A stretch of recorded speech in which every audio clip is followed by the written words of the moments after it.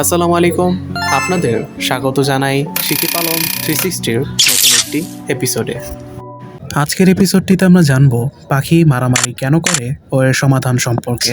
Baazigar, lovebird, cockatiel সহ প্রায় সব পাখির ক্ষেত্রেই এই ভিডিওটি প্রযোজ্য। রানিং ডিম বাচ্চা করা মেল ফিমেল পাখি একে অপরের সাথে মারামারি করে রক্তাক্ত করে ফেলে, এমনকি পাখি মারা পর্যন্ত যায়।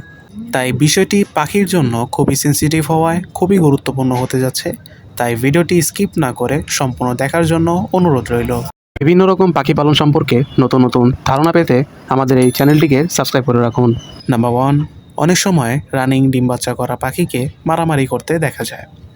এর সাধারণ কারণ হচ্ছে মেয়ে পাখিটি বারবার ডিম বাচ্চা করার কারণে মেয়ে পাখির শরীরে ক্যালসিয়ামের অভাব দেখা দিয়েছে। তাই এই সময়টিতে মেয়ে পাখিটি ছেলে পাখির সঙ্গে ঠিকমতো বন্ডিং করতে চায় না বা জোড়া নিতে অপ্রস্তুত থাকে।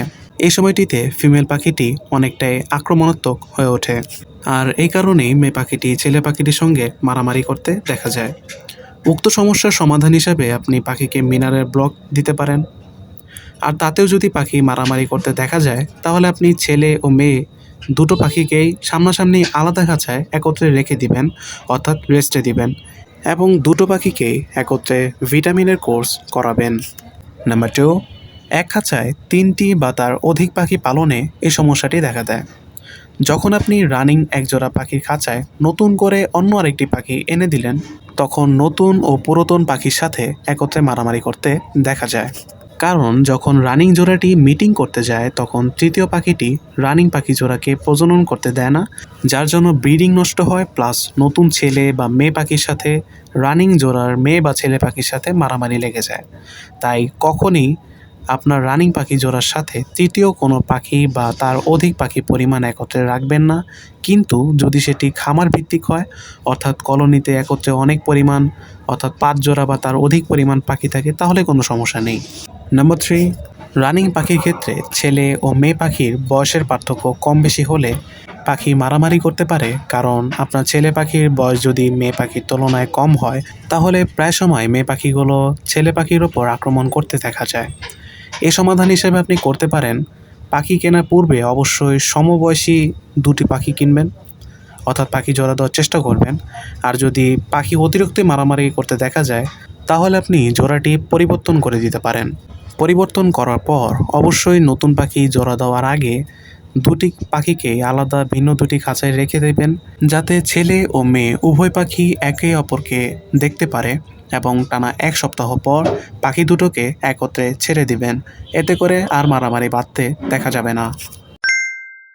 অনেক সময় দেখবেন বাজিগার পাখি নিজের বাচ্চাগুলোকেই মারে বা কামড় দিয়ে সরিয়ে দেয়। এর প্রধান লক্ষণটি হচ্ছে পাখি পুনরায় আবার ব্রিডিং বা ডিম বাচ্চা উৎপন্ন করতে চাচ্ছে। বাচ্চাগুলো মূলত যখন 25 থেকে 30 দিন বয়সী হয়ে যায়, তখন পাখির ক্ষেত্রে এই লক্ষণটি দেখা যেতে পারে। উক্ত সমস্যা সমাধান হিসাবে আপনি পাখির বাচ্চাগুলোকে বাবা মা থেকে আলাদা করে দিন।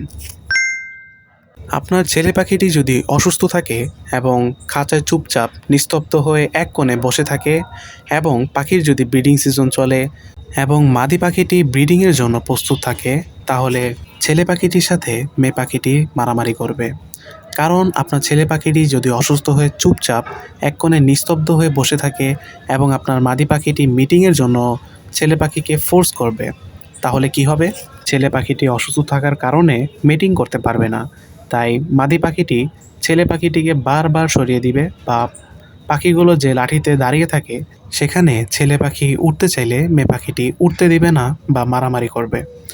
উক্ত সমস্যায় আপনি নিশ্চিত করুন যে আপনার ছেলে পাখিটি সুস্থ আছে কিনা, অর্থাৎ পাখিটি সাধারণভাবে উড়াউড়ি করছে কিনা, মেয়ে পাখির সাথে সঠিকভাবে বন্ডিং করছে কিনা। যদি পাখিটি চুপচাপ নিস্তব্ধ হয়ে এক কোণে গা ফুলিয়ে বসে থাকে, মেয়ে পাখিটি ছেলে পাখির সাথে মারামারি করতে দেখা যাবে। পাখির কলোনিতে যখন একত্রে অনেকগুলো পাখি থাকে, তখন আমরা বাজার থেকে নতুন করে একটি পাখি কিনে আনলে সাথে সাথে যদি সেই কলোনিতে আমরা পাখিটি ছেড়ে দিই, তাহলে কলোনিতে থাকা পুরনো পাখিগুলো নতুন পাখিটিকে দেখা মাত্রই আক্রমণ করা শুরু করবে, এবং আক্রমণের মাত্রা এতটাই গুরুতর হতে পারে যে নতুন পাখিটিকে পুরনো পাখিগুলো মেরে ফেলতে পারে। এই সমস্যাটি সাধারণত বিশেষ করে খামারিদের ক্ষেত্রে লক্ষ্য করা যায়। উক্ত সমস্যার সমাধান হিসাবে আপনি নতুন পাখিটিকে কিনে এনেই কলোনিতে ছেড়ে না দিয়ে আলাদা একটি খাঁচায় 1 সপ্তাহ পর্যন্ত কলোনিতে বা কলোনির সামনে রেখে দিন, যাতে অন্যান্য পুরাতন পাখিগুলো নতুন পাখিকে দেখতে পারে। এবং পাশাপাশি রাখার পর 1 সপ্তাহ পূরণ হলে উক্ত পাখিটিকে পুরনো পাখির কলোনিতে একত্রে ছেড়ে দিন। এতে করে পুরাতন পাখিগুলোর সাথে নতুন পাখির বন্ডিং ভালো হয়ে যাবে এবং একত্রে ছাড়ার পর পাখি আর মারামারি করবে না। আজকের ভিডিওটি এই পর্যন্তই। আশা করি ভিডিওটি আপনাদের কাছে ভালো লেগেছে এবং উপকৃত হয়েছেন। আপনার পাখিগুলো যদি মারামারি করে থাকে তাহলে এই সমাধানগুলো প্রয়োগ করুন। আর এমন আরও পাখি সম্পর্কিত টিপস পেতে এখনই সাবস্ক্রাইব করুন আমাদের শিখি পালন 360 ইউটিউব চ্যানেলটিকে। ইনশাআল্লাহ দেখা হচ্ছে নতুন ভিডিওতে। ততক্ষণ পর্যন্ত সবাই ভালো থাকবেন, সুস্থ থাকবেন। আল্লাহ হাফেজ।